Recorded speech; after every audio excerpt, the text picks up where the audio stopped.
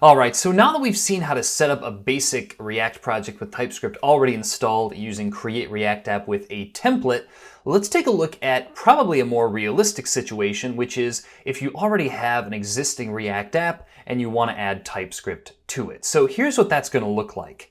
And just to simulate this, what we're going to do is we're going to create a new React app, again, using Create React App, but we're not going to use the TypeScript template.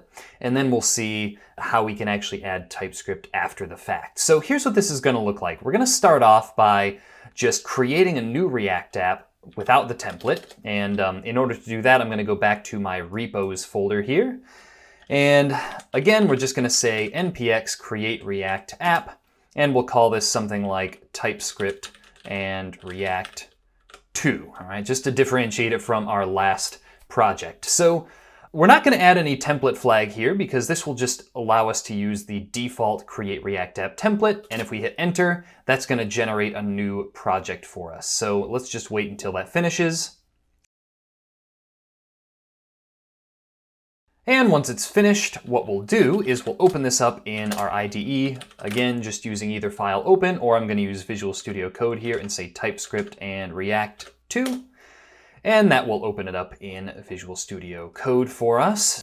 So now, if we take a look at our source directory, we'll see that these are all JS files. And by the way, these could be JSX files instead. It's just that nowadays, Create React App actually just uses the JS extension just to make things a little bit easier for us. But nevertheless, what we're going to do here is see how to convert our project to use TypeScript. So the first thing that we're going to do is install the TypeScript package into our project by saying npm install TypeScript. And we're going to install that as a dev dependency like so. So if we just run that command there, we should see that that completes. And now we're going to run the tsc init command inside of here. And you can either do that using the global TypeScript command by just saying tsc-init, or you can use the local version of TypeScript that we just installed into our project by saying npx tsc-init. The only reason that you would use this npx command here and have a local version of TypeScript is if it's very important that all of your developers are using the same version of TypeScript in this project, which may well be the case. So anyway, let's just run this command and we should see that we now have a tsconfig.json file. And as a matter of fact, this file isn't really what we want, right? We saw previously that the tsconfig file that was created for us as part of the TypeScript template contained quite a few different properties than what our current tsconfig.json file has. So what I'm going to recommend you do is just copy the tsconfig.json file from the previous project we created and put that into the tsconfig.json file inside our React app. And the next thing that we're going to need to do is install the corresponding types packages for all of the different technologies that are used in this project. So what that's going to look like is, in addition to the TypeScript package that we just installed, we're also going to need to say npm install, and we're going to install all of these as dev dependencies here. So add the save dev flag. And now we're going to say @types/node, @types/react, and @types/react DOM. Okay, and if you want to do your testing with TypeScript as well, what you're going to do is say @types/jest, since jest is the built-in technology that's used for running React tests. So again, all of these packages just include the TypeScript support for the main NPM packages that they represent. So for example, the basic React package doesn't contain any types by default. So by installing @types/react, this makes that package work in a TypeScript safe way. So let's hit enter and install all of those packages.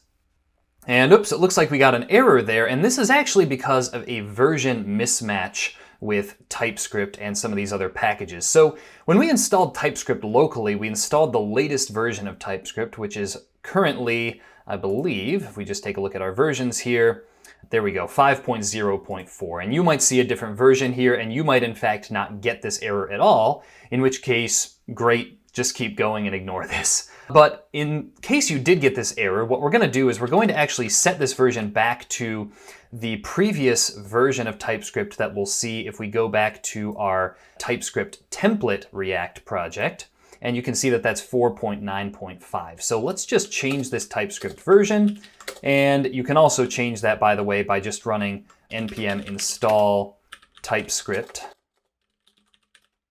at 4.9.5 -- save-dev, and that will have the same effect, right? That will change the version here in your package.json file. And now we should be able to run that previous command that we were running, npm install with the types node, types react, etc. And the error hopefully won't show up now. And yep, sure enough, that worked. So now all we have to do is convert these component files to TSX files instead of JS files. And you can just do this manually, or if you're familiar with the command line to do this kind of thing, go ahead and do that. All right, but let's just rename these to index.tsx and app.tsx, and I don't think we'll need to do that for report web vitals or setup tests, but you can always convert those to TS if you want to. And we also have these test files that you can convert to TS or TSX as well. Now, one thing that you're going to see here immediately is that our app.tsx file is having a little bit of trouble loading this logo.svg file. And there's a few ways to fix this, but honestly, since we're not really going to need that logo.svg file at the moment, the easiest way to get rid of this is just going to be to remove it from our file. And now, in order to run our code, all we need to do is say npm run start, and that will run our project for us. Okay, so what we'll see is immediately a type error is going to come up, and it's just complaining about this document.getElementById thing because that could be null. So if we go back to here and open up index.tsx, and we can say something like if document.getElementById root. All right. Well, in that case, what we would want to do is all the rest of this stuff. All right, so it kind of forces us to be a little bit more thorough with our type checks, even if we know that our document is going to contain this root element. And in fact, we can just say something like let root equals. And in order to make sure TypeScript can narrow down the type of this thing, what we're going to need to do here is actually create a new variable. So we'll say const root element equals, and then we'll just copy and paste this document.getElementById thing there. And then we'll just replace this same line with root element.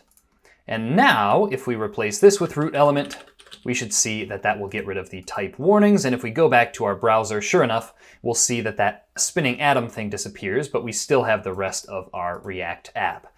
Cool, so if we go back to our app.tsx file, we should see that if we hover over any of these things here, everything now has an assigned type automatically just from adding the TSX extension along with all of the other types to our project. So what this means is that we can now use TypeScript in order to make sure that all of our components are working together correctly. And a good way to demonstrate this would be to just create a new component. So let's say new file, and we'll call this something like hello ts.tsx. And what this component's going to be, it's just going to be a very simple React component. So we can say function hello ts. And let's make this component take some props, but here's the exciting part now, is that now that we have TypeScript added to our project, we can actually define a custom type for the props that this component is going to take. So here's what that might look like. Let's say that we want this component to take a simple name prop that will be a string, okay? Well, what that could look like is we could say type, and we'll just say hello ts props. Right, so we're going to create a custom type for the props that get passed to this component. And then we'll say that this will be an object with the property name, which will be a string. Okay, so now that we've created that custom type, all we need to do is add some props here. So we'll just say props, and the type of this is going to be hello ts props. And then inside of this function, we can just say return, and we'll add something like an h1 heading and say hello with the hello ts props name property. So we can just say props.name here. And now we just need to export this function. So we'll say export default hello ts. And that is how we create a simple component using TypeScript. Now, if we go back to our app component, we should now be able to import that hello TS component from its file. And if we now display that here, we'll just remove everything else from inside this app component and we'll say hello TS with a specified name prop. And by the way, if you try and just display this hello TS component now without the prop, TypeScript will actually tell us that the name is missing but required in the hello TS props type. So this is actually where TypeScript becomes very useful in a React project. It really helps us to know when we're not passing required props or when we're passing the wrong type of props to a component. So let's just add that name prop here. We'll say name equals, and then I'll just say something like Sean. And now if we go back to our browser, we'll see that, oops, I added the $sign there out of habit. That's what you do in a template string, but that's not what you do in React. So let's just remove that $sign. And now if we go back, we see that sure enough, it says, hello, Sean. Now, one last thing that I just wanted to point out here is that adding a type to our props using TypeScript is somewhat different than adding a type to our props using the React prop types, if you've ever worked with those. Because what TypeScript will do is it will actually catch this during compilation and it won't allow our app to render if that's wrong. Whereas with React prop types, it will generally just show an error in the console and allow your app to continue working anyway. All right, so the point here is that adding TypeScript to a React project can be very useful. It can really help you to keep your React projects maintainable and make sure that you're using the components correctly. So hopefully what we've seen here has given you a good foundation for working with React and TypeScript together. But anyway, the next thing that we're going to take a look at is how to use TypeScript with another front-end technology.